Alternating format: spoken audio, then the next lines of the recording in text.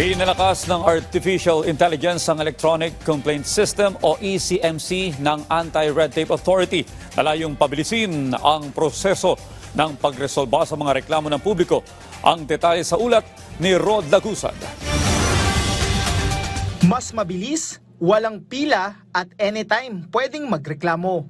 Sa tulong ng Artificial Intelligence, mas pinadali pa ng Anti-Red Tape Authority na makapagreklamo ang publiko sa anumang ahensya ng gobyerno.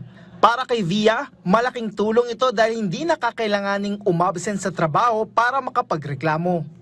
Para sa akin, mas maganda na may ganon. Kasi una-una tulad ko, kasi may nagdinegosyo kami, wala kaming oras pumunta sa City Hall o magpunta kung anong kailangan namin sa City Hall. Mas maganda na rin ganon kasi anytime, kahit nasa bahay ka lang, basta may internet ka lang, pwede ka na makapagreklamo, pwede ka na makapagbilap kung anong gusto mo iparating. Approve rin ito kay Ray dahil madali na anya ang proseso ng pagpaparating ng mga complaint sa pamahalaan.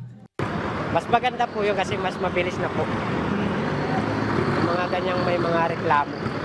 Pupuntahan mo pa kung saan-saan, ipapasa pa sa'yo kung ilang araw. Yun po yung mahirap.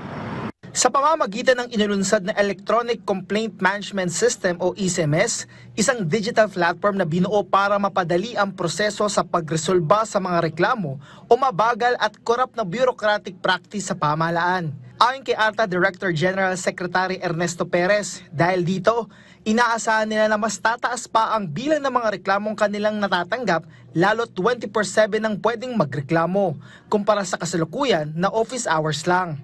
Nire-require natin yung mga government agencies, kasama yung local government unit, meron silang committee on anti-red tape.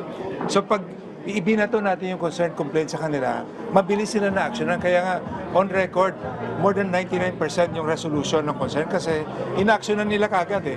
Hindi lang to basta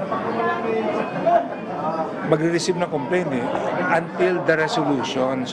Kasama sa feature nito ay ang AI Assist Service na may natural language programming at predictive analytics na siyang makakausap na nagrereklamo kung saan kaya nitong ma-analyze kung ano ang gagawing aksyon sa isinumiting reklamo. Ito na rin na mag-fill out ng form sa system at maaari rin ma-monitor real-time ng complainant ang status ng kanyang reklamo.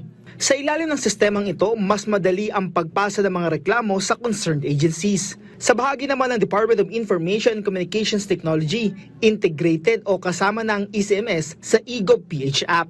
So pag nakolekta niya lahat ng mga detalye, pag natapos yung isa nilang project, may dashboard na. Siguro lahat ng secretary meron dapat nung pati si P, di ba?